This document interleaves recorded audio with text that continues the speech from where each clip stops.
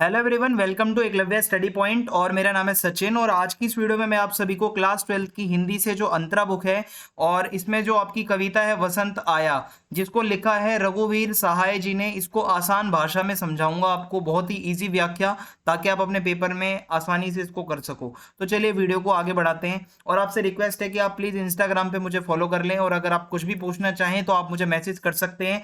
मेरा user name आप सभी के सामने लिखा हुआ है। तो चलिए वीडियो को आगे बढ़ाते हैं।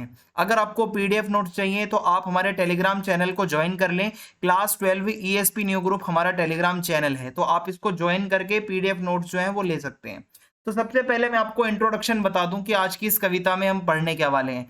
तो वसंत आया कविता जो है, इसमें ये बताया जाता है कि जैसा आज का हमारा मनुष्य है, आज का जो इंसान है, मॉडर्न जो हमारी लाइफ है, वो ऐसी हो गई है कि हमारा प्रकृति के साथ जो रिश्ता नाता है वो टूटता जा रहा है ना। एक तरीके से जो नेचर के साथ हमारी बॉन्डिंग पहले थी, अब वैसी नहीं रही है।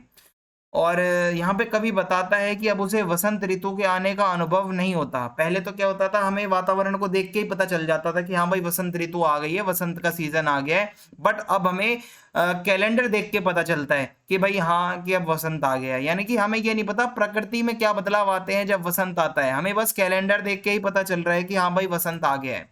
तो वसंत ऋतु जब आता है तो उससे पहले पत्ते झड़ते हैं, खुशबूदार हवा चलती है, और ये बहुत सारी चीजें और भी होती हैं। तो इस तरीके से कवि बताता है कि आज की जो हमारी आधुनिक जीवन शैली है वो इतनी बुरी हो चुकी है कि भाई हम बिल्कुल प्रकृति से टूट चुके हैं। तो जब से यहाँ पे ये बताया गया है कि जब से हम इतने ज्यादा आधुनिक हुए हैं, हमने सोचना ही छोड़ दिया है प्रकृति के बारे में। तो पहला काव्यांश है जैसे बहन से लेकर वसंत आया, ये आपकी बुक में पहला काव्यांश है। तो इसका संदर्भ है कि कवि है इसमें रघुवीर सहाय जी, कविता है वसंत आया। और इसका प्रसंग कुछ इस प्रकार है कि ये पंक्तियां हमारी हिंदी की पाठ्यपुस्तक अंतरा भाग 2 में संकलित हिंदी के प्रसिद्ध कवि रघुवीर सहाय जी द्वारा रचित कविता वसंत आया से ली गई हैं। और इसमें कवि ने बताया है कि किस प्रकार मनुष्य का प्रकृति के साथ संबंध टूट चुका है। ओके, ये आपका प्रसंग हो जाएगा। अब व्याख्या समझते हैं। तो वसंत के आने के बारे में कवि ये बताता है कि सुबह की सैर करते समय किसी बंगले में लगे अशोक के पेड़ पर बैठी एक चिड़िया जब कूकती है तो समझ जाओ वसंत आने वाला है। ठीक है, जब आप सुबह सैर करने निकलते हो तो कोई बंगला होगा जहां पर कोई पेड़ लगा होगा, अंदर उसके पेड़ पर कोई चिड़िया कूक रही होगी, तो समझ जाओ वसंत आने वाला है। और कवि कहता है कि चिड़िया की आवाज उतनी ही मधुर थी जितनी मधुर एक बहन की आवाज आती है जब वो अपने भाई को दा कहकर पुकारती है। यानी कि जब एक प्यार से एक बहन अपने भाई को कहती है दा, तो ऐसा ही लगता है वो चिड़िया जैसे कूक रही हो। तो जब कवि सुबह के समय सड़क पर चल रहे थे तो भाई लाल बजरी के ऊपर तो कवि के पैर के नीचे अचानक से ऊंचे ऊंचे पेड़ों से बड़े पीले पत्ते जो है वो गिर के आ जाते हैं। यानी कि बजरी सी पड़ी होती है नीचे जब आप चलते हो, तो चुरमुराते हुए पत्ते उसके ऊपर जब आप पैर रखते हो तो चुरमुर सी आवाज आती है। जब आप वो थोड़े कड़क से पत्ते गिरते हैं है ना पेड़ से, तो आप जब उस पर चढ़ोगे तो पत्तों में से आवाज आती है चुरमुराहट सी। तो वो चुरमुराने की आवाज कवि को आती है। तो सुबह 6 बजे जो हवा चलती है जब वसंत का टाइम होता है, तो ऐसा लगता है बहुत ताजी हवा हो, जैसे मान लो अभी अभी वो गर्म पानी से नहा कर आई हो, गुनगुनी सी जो एक हवा होती है ताजी एकदम, वो आपको देखने को मिलेगी वसंत के टाइम पे। तो ये सुबह की ताजी हवा फिरकी की तरह गोल गोल घूमती हुई आती है और चली जाती है।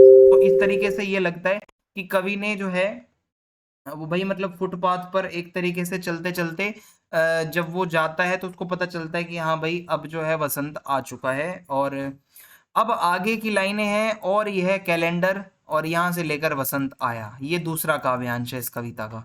तो संदर्भ वही रहेगा, कवि कविता वही रहेगी, प्रसंग वही रहेगा, सेम है, कोई बदलाव करने की जरूरत नहीं है इसमें। आगे व्याख्या देखते हैं क्या है। तो कवि अब आगे ये बताता है कि वसंत के आने के बारे में उसको कैसे पता चलता है, कैलेंडर देखकर। जब वो कैलेंडर में देखता है तो उसको पता चलता है कि अब भाई वसंत आ चुका है, क्योंकि दफ्तर में उस दिन छुट्टी होती है। तो ये प्रमाणित हो जाता है कि हाँ भाई वसंत आ गया है, वसंत पंचमी होती है ना भाई, कैलेंडर में लिखा हुआ होता है। तो उसको कैलेंडर देख के पता चल रहा है कि भाई मेरा वसंत जो है वो सीजन आ चुका है। तो वसंत पंचमी के बारे में कवि को जानकारी कैलेंडर से ही थी, उसको ये नहीं पता था कि नेचर में क्या क्या बदलाव आते हैं, जिस टाइम पे बसंत आता है उस टाइम पे क्या होता है।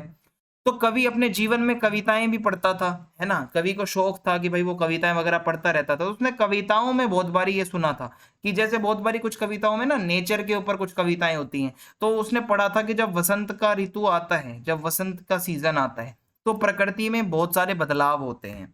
जैसे कि पलाश का पेड़ जो होता है उस पर लाल लाल फूल उगने लगते हैं। आम बोर भी वसंत के मौसम में आते हैं। तो बहुत सारी चीजें हैं जो होती हैं जिस टाइम पे वसंत आता है। तो कवि कहता है कि वसंत के आने पर ना केवल पृथ्वी के बाग बगीचे बल्कि इंद्र के नंदवन में भी सुगंधित सुंदर सुंदर फूल खिल जाते हैं। यानी कि पृथ्वी के साथ साथ हर जगह जब वसंत आता है तो वो एक खुशियों की बहार लेकर आता है। सुगंधित सुंदर सुंदर फूल हर चारों तरफ खिल जाते हैं। और वसंत के फूलों का रस पीकर जो भंवरे होते हैं और कोयल होते हैं वो भी अपना गाना गाते हैं, प्रदर्शन करते हैं, सुंदर तरीके से गाते हैं। तो ये कितनी सुंदर सुंदर बातें आपको देखने को मिल रही हैं, प्रकृति का चित्रण हो रहा है यहाँ पे।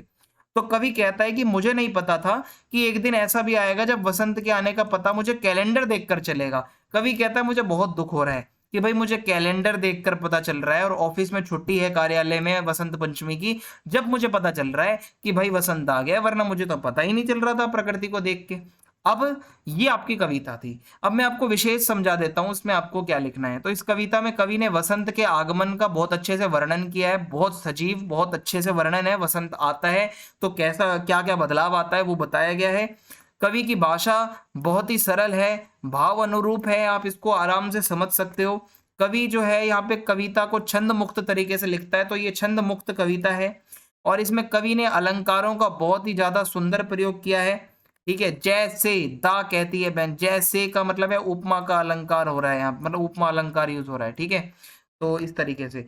तो इस कविता में कवि ने मनुष्य और प्रकृति के बीच की दूरियों का वर्णन किया है कि कैसे मनुष्य और प्रकृति आपस में जो कभी एक हुआ करते थे, आज हम प्रकृति को भूलते जा रहे हैं और आधुनिक होते जा रहे हैं। तो ये हमारी कविता थी। आप प्लीज कमेंट बॉक्स में जाके फीडबैक जरूर दें, वीडियो आपको कैसी लगी। चैनल को सब्सक्राइब करना ना भूलें, ज्यादा से ज्यादा वीडियो को लाइक कर दें और शेयर कर दें। जय हिंद, जय